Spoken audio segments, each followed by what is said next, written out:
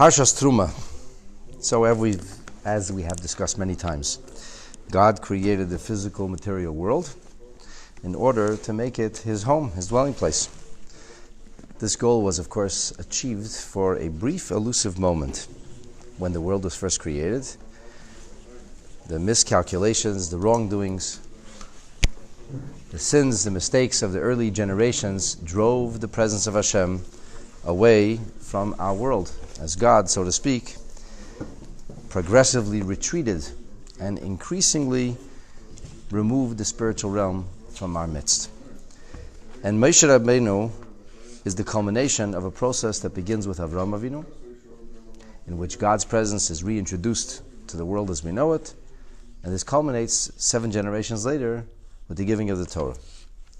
The thing is that in truth, the giving of the Torah is also part of a progression. The first time God's presence is seen, felt, and known is at the crossing of the Red Sea. And that's just for a fleeting moment. And then God reveals himself to Am Yisrael at Mount Sinai, and there's what we call mass revelation. But this too does not have a lasting impact, as we can see from the golden calf. And as Chassidus explains, the problem, the issue with the giving of the Torah was that it was initiated by God. It wasn't something that we did. It wasn't what's called in the language of Chassidus Avodas Hamata. We need to do this. When we do it, then it can be lasting. And so now we finally come to Parshas Terumah, after God has given us all the tools, and now he's giving us the instructions that we should fashion for him a dwelling place. And when we make a Mishkan, then this becomes the Mishkan, the Migdash, and this is how HaKadosh Baruch Hu's presence dwells in our midst. And with this, we will approach the second reading. The first reading of Parshas Terumah speaks about the donations that are required, various materials which will be donated by the Jewish people, and they did so on their own volition. And finally, we concluded the first reading with the fashioning of the Ark, the Aron HaKodesh, which would house the Luchot, which are testimony to Hashem's presence amongst us. The second reading begins with a discussion of the cover of the Ark, what is known in Hebrew as the Kaporet. Chapter 25 of the book of Exodus, verse 17, V'yasisa chapoires zohav tor. You'll make a cover of purest gold. Amasayim v'chetzi arka. It'll be 2.5 handbreadths wide. Va'ama v'chetzi rachba. It'll be a handbreadth and a half deep. And this, of course, will fit perfectly on top of the Aron. These are the dimensions of the Aron. Dimensions of the outer dimensions of the first of 3 boxes. A gold box, inlaid with a wood box, and then inlaid with another gold box. There was a lip on top, and that lip is where the Aron, the Kaporet, would be resting. Let's take a look in Rashi. Rashi says Kapores. Kapores comes from the terminology of covering. So this is the great cover-up. Where do we find the first time in the Torah the word Kaporet? Not here. The first time we find the terminology of covering is when Noah has to build a great big floating barge known as another ark, right? The first ark in the Torah.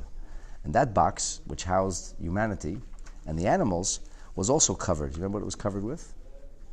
It was wood. It was covered with pitch, with tar. Do you remember the language the Torah used? V'chafarta. V'chafarta means that you cover it, you coat it. So this coating was like just like that also covered the ark. Oh, there was actually adhesive. They applied. Noach was told to apply this pitch. Here, the gold is not actually applied over the wood, but rather there is a gold box on either side and the wood in the middle. But at any rate, now this ark or this box will be covered, like the terminology of v'chaparta. As Rashi says, Kechisoi al ha'aron, this will serve as a covering over the ark. Shahaya pasuach mamayla, the ark had 4 walls, and it also had a bottom. What it was missing was the top. So on the top it was open, and therefore this is the cover that will seal the box. Umanichi alav, it's placed upon it, kimin daf, as if it was some kind of, literally like a plate, a cover, and that's why it's called a kaporos. Amasayim v'chetzi arka, Rashi says, ka'arkoi shel aron. It's the dimensions of the aron, the length of the aron. The rachba and its width or depth is kerachba shalaron, exactly the same dimensions as the actual outer box. Umonachas al ovi haksalam arbatam, and as I mentioned, it is placed, it rests on the 4 lips on the inside. So you have a lip, va'afal pi shalinasan shir, even though the Torah does not tell you how thick to make this cover. Peishur abaisenu sheyihoya oiveha tefach. Our sages say that the density or the thickness of the actual cover was a tefach. It's a lot of gold, very, very thick. And as the Rebbe explains, since we're talking about soft material, soft pliant gold, and these are the dimensions, and you have these heavy cherubs on top, as we're going to find out in a moment, the natural thing is if it would be thin, it would buckle. So it had to be really thick in order for it to be able to withstand the pressure and retain its form. As the Torah goes on now to tell us in verse 18, V'asisa shnayim kruvim, you'll make 2 cherubs. And these will be zahav. These are all made of purest gold, miksha, hammered out. Tasa oisam, you'll make them mishnei k'tzais hakapoides, from the 2 edges of the cover. Rashi says kruvim. What are kruvim? This is a word we've never yet encountered here. So Rashi says that kruvim are dmus, parts of tinuk lahem, babies' faces. And we know babies' faces because the notion of a child in Aramaic is called ravia, and since ravia has a relationship or a connection to keruvim, so now we know that's babies' faces. Mikshatasa, Rashi says, Shalai tasem b'fnei atzmam usechabrem. Do not create these little cherubic figures and then solder or attach them to the cover. La'achar asiyasan, after they're completed, kemaisi hatzorfim, as those who would, that's the right word? Solder? Yeah? Would people solder things together, shekredim solduritz, and I don't even know how to pronounce that, but it probably means solder in Old French. Because this is one, so to speak, flat cover, and from the flat cover have to come these keruvim. And how do you do that? Haltel zav harbe. You have an enormous amount of gold. Betchilas asiyas hakaperes. You start to make the kaperes out of literally a ton of gold, and you take this enormous amount of gold and you begin to fashion. You bang down the gold. V'hika, v'hake. Pardon me. B'patash u'b'kurtis. You hammer it with a hammer and a sculpting tool until we have Roshin built-in Lamaila, we have heads or figurines that begin to protrude. Betzir hakruvim biblitas ktseisav, and those 2 molten golden, like these gold lumps, you form into fine features of the baby, as we said. Rashi says mikcha, and he gives us another French word, batiditz, something like that. And he says, we see this come out, for example, in the book of Daniel, it says that their knees were knocking together. Dalada nokshan. Belshazzar was so freaked out by what he saw that his knees were knocking together, quite literally. So we have this idea of knocking together, has the terminology of nokshan or koshan, and here it says miksha, so now we know what it means.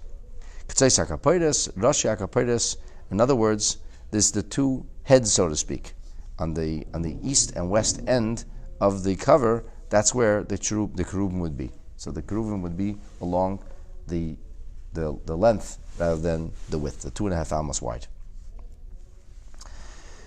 So it's interesting to note that even though Rashi emphasizes the idea of keruvim being the concept of a baby's face, Rashi says this here. He also says it in Masechet Sukkah on page 5, where there's a discussion that touches on the keruvim. However, the Rashbam, Rashi's grandson, emphasizes they look like birds, bird-like figurines. And we'll see Ramban has a totally interesting take on this whole thing. We'll get to that in a moment. The idea of Shnayim Keruvim, according to Rabbeinu Bachaya, quoting our sages, represents the notion of male and female. It doesn't say Shnei Keruvim, it says Shnayim, and that indicates multiple genders, and therefore there's this idea that the Keruvim, the Shnayim Keruvim, represented a male and a female, and on either side they would ultimately represent the relationship between God and the Jewish people. V'hayu hakruvim, verse 20, the kruvim would be persei knofayim. So they weren't just little figurines, they were winged figurines. and their wings would be spread l'mayla, seichachim b'chanfehem, resting in with their wings al hakaperes over the cover, ufneihem ish el achiv, and they would be facing each other. El hakaperes yi upnei akruvim, towards the kaperes, towards the cover itself. So the faces of the figurines were not looking away from the cover. The faces of the figurines were facing each other, with their wings spans spread above the actual cover, above the kaperes. Rashi says, Persei chnofayim, wings spread. Shaloi sase chanfeihem shoichvim. If they have wings, it shouldn't be, so to speak, comfortably nestled on their backs or at their sides. No. Ella perusim. The wings should be spread. V'gvoyim lamayla eitzel rasheim. The wings should arch forth in the same level of the heads. Sheyehei asara tvachim b'chalal shebein haknafayim lakaperes. There should be 10 tvachim of empty space between the actual cover of the ark and between the wings that were arching above.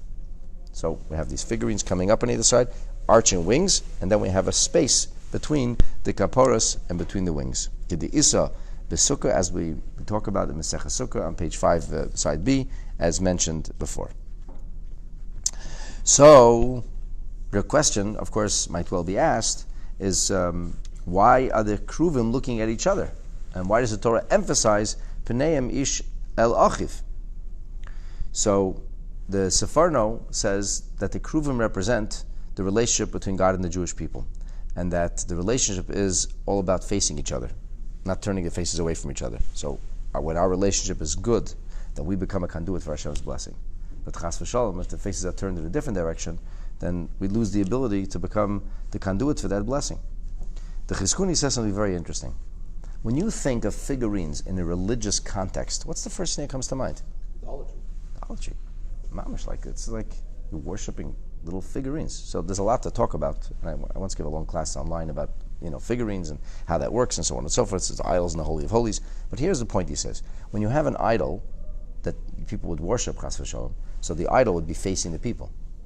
You come face to face with the idol, you worship the idol. He says here, the figurines were ignoring, so to speak, everybody else. They weren't facing the crowd, rather, they're facing each other. This was not about anybody else. This is about, so to speak, the figurines themselves. Besides the fact, of course, that these figurines were in the Holy of Holies and were only seen by the Kohen Gadol once a year, if he even dared to pick up his face and look at it. So nobody ever saw this. It makes no sense to say that this is idea of idols because nobody could see it. But here was the emphasis that it was not made for a relationship with anybody outside. Anybody would come towards the kruvim, but rather the kruvim were, so to speak, face to face, looking at each other.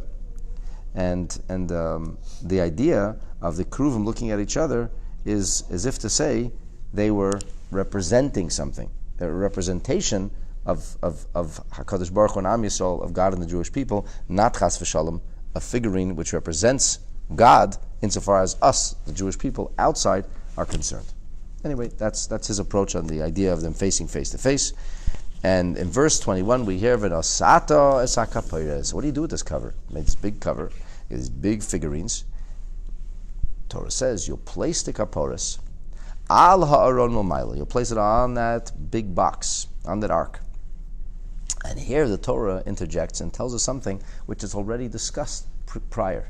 The El Ha'aron, and into the ark, Titinus Eidus. You'll place the Decalogue, you'll place the large slabs of stone that are called the testimony that contained the mitzvahs that Hashem declared at Har Sinai, Aser Dibros. You'll place these slabs of stone into the ark, Asher Eteni Elecha, which I am going to give you. Now, of course, this requires elucidation because it's repeated a second time. We know why the ark was fashioned. That's already been talked about in the end of the first reading. So Rashi immediately twigs onto this and he says, Lo yadaiti lama nichval. I do not know why this is repeated a second time. I don't understand. What's the point? We know why the ark is fashioned. We know what it's supposed to house. We know what will be placed inside. Why would the Torah, after talking about the cover and the figurines, all of a sudden now go back, oh, by the way, you'll place it on the ark into which the slabs of stone, the luchot, are going to be placed. It's a no-brainer. We know this already. Harinemar Kvar, it already says earlier in verse 16, and here we are in verse 21. V'nasata el ha'aron esa eidos, you'll place into the ark you'll place the stone. So the Rashi says, via shloimar, that perhaps, first Rashi says, I don't know. It's very interesting. He doesn't just give you a comment. He wants you to know there's a big question here. This is not simple. This is like a blatant repetition that seems to have absolutely no new information, and written purposelessly, it seems. But Rashi says, perhaps, Balu Lamed is coming to teach us that when the ark is still bereft of its cover, alone, beloy kapiris, without the covering, that when the ark is still in that fashion open, first you'll place the luchot into the box, and then afterwards the cover will be placed. In other words, do not have an ark and place a cover, then lift the cover off and put the luchos inside. You'll fashion the cover, it'll be ready, but first you'll have the aron, you'll have the ark, you'll place the luchot inside the ark, and only afterwards will you place the cover on top. V'chein matzino, and Rashi says, we actually find so. Kishehekim es hamishkan, when Moshe Rabbeinu did in fact establish and put the Mishkan together. So Nemar, it says, Vayitein es ha'edos el ha'aret. They placed the testimony, meaning the slabs of stone, the luchot, into the ark. Ve'acharkach, and afterwards it says, Vayitein es ha'kaporos el ha'aret momayla. Only afterwards does it say that he placed the kaporos, the cover, on top of it. So therefore Rashi says the reason that there's emphasis here on placing the luchot is to tell you that the luchot must go into the ark first before the cover will be placed upon it. Okay, this doesn't seem that compelling. It doesn't seem like this is such a big chiddush, but that's how Rashi says. This is the only way I can reconcile this seeming redundancy, an unnecessary repetition. So Ramban has this whole discussion about this, and he says that Hashem is basically explaining why and what is the function of the cover and the figurines. And it's as if to say, the eidos are going to be placed in there. And the eidos represent, as we learned already in the previous verses, the presence of Hashem. That's why they're called testimony of Hashem's presence. The luchot, this is the manifestation of God's Torah and God's presence. And therefore, the luchot will be there, and the kaporos will be there, and this will form the envelope, if you will, the convention that'll contain the presence of Hashem, the Shechina of HaKadosh Baruch Hu. Was it ever opened after that? Very interesting question. Was it ever opened after that? So many of the Mefarshim say that once it went in, it was never ever opened again. That's it. It's a one-time thing, kapora placed, once by Moshe, never opened again. And Rabbeinu Bachai even goes on to say that the Aron is never allowed to be bereft of the luchot. Once that cover goes, that's it, sealed, entombed. And this is, in order, so to speak, it shouldn't, also an emphasis, Ma'am Loya says, that the luchot should never be exposed for a moment. Once, nobody ever saw the luchot again. Once they were placed, the cover was on top, and that's it. That's it. It was never ever opened, never touched again, and that was the way it remained. The Orach Chaim says clearly, he says, Nesina achar nesina, placement after placement. He says, in other words, first will go the edut, and afterwards the kaporat. And the Orach Chaim says, V'le yetzo mimenu le'olam. It never gets disturbed, never gets taken out again. So it's a one-time event. So we're going to analyze this business of the kaporas, the purpose of the kaporas. Rashi doesn't seem to say what Ramban says, and there's like an emphasis almost on what should go first and what should go second. Why is that even a discussion? Why is it important for the Torah to tell that to us? Anyway, wouldn't it make sense? First you post the contents and then you put the cover on top. So take a look here on page Reish Vav, Siman Yutes of parshas Terumah, and here we have a very interesting analysis from the Rebbe in which he contrasts Rashi and Ramban and discusses the ultimate purpose of this cover, the figurines, and the Aron itself. So gesund. Medivrei Rashi, from the words of Rashi, Ba'oidoi Aron levadoi beloy hakaporos. When the Aron is alone, sans the cover. Mashma, it seems, the intimation here is, Sheha'aron v'hakapiris necheshavim l'shnei kelim nifradim. This gives us the indication that the ark and cover are not one and the same. It's not, as you might think, the pot and its lid. They're actually two separate artifacts. Incidentally, in the laws of Kelim, of the Mishnayos, we have a discussion whether or not you have a lid and a pot, whether they're called a Keli b'fnei atzmai. Each one is an artifact on its own. They have to be together. So Rashi is very clear here in saying that the cover is one vessel, one artifact, and the box is another artifact. Halachically, so to speak. They have two distinct different functions and purposes, and they're actually viewed independently. And that's why Rashi essentially tells us that the term aron, or ark, refers not to ark, cover, and cherubim, but ark refers to the three boxes. The three boxes comprise what's known as aron. That's the aron. Then there's the kapiros. Kapiros is something separate. Kapiros includes keruvim.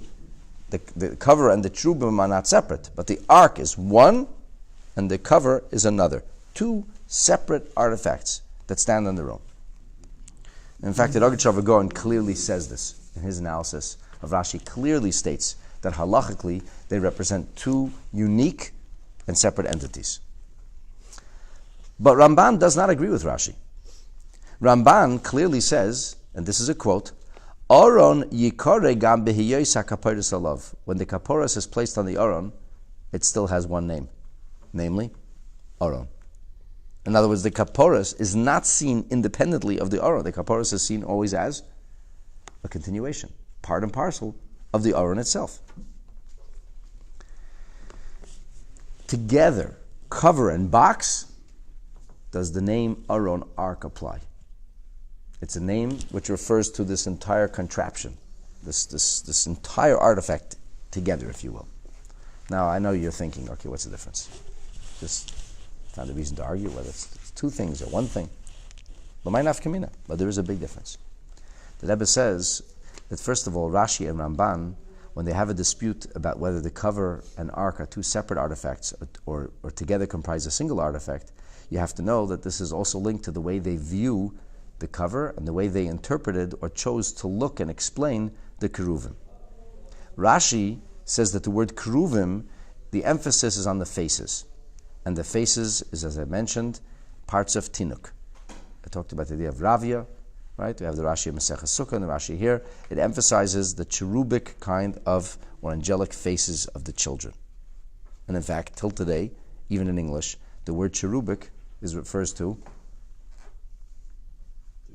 a little baby, like the Gerber's food, like they look for a cherubic face. It's a baby's face. Cherubic has come to mean a baby's face, an angelic / baby's face. That's Rashi's approach. But Ramban says keruvim bring to mind that which Ezekiel saw, the vision of Ezekiel. And what did Yecheskel Navi see in his Merkava? He saw angels. And what did the angels look like? How do we depict angels until today? Wings. All angels have wings. Now, whether that's taking a crass material approach to something spiritual, to that which is a metaphor, is a good question. The angels actually have wings? I very much doubt they actually have wings, but that's not the point. The point is that in the metaphor, they're talked about as having wings. Maybe it would appear to a human being as seeing wings, I don't know. But the idea of wings represent something angelic. I guess the notion is that the angels kind of lift off, right? They don't walk, so to speak, places. They fly places. So that's the emphasis on the keruvim. And in order to understand the connection between whether keruvim are babies or angels, whether cherubic means winged or addresses the face, the Rebbe said there's another thing we have to talk about, and that is, what's the purpose? What's the point? When you have an ark and keruvim, what was it ultimately a representation of? What are we trying to accomplish? So somebody would say, okay, we had an ark. What was the point of the ark? I know why there was a mizbeach. That was the place upon which the offerings were brought. I know why there's a menorah. That's the candelabra that was kindled or lit. I know why there was a table. That was where the showbread was placed. It housed the actual breads. What did the aron serve as? So it was a place to store the luchot have to be put somewhere. Is a place to store them. And what does that mean? Why do we need the luchot? So tafkida shel ha'aron, the purpose of the aron ultimately was l'shamash k'mekoy menuchas hashchina, was to serve as a place where God's presence would rest. And I mentioned this earlier, quoting Ramban. Ramban says the Shechina, the presence of God, where was it seen and felt, and where was it manifest? Where's the presence of God manifest? Actually, in the Ark. That's why we say the second base of Mikdash didn't have the presence of Hashem. Why? Because we didn't have the Ark, at least not in a revealed way.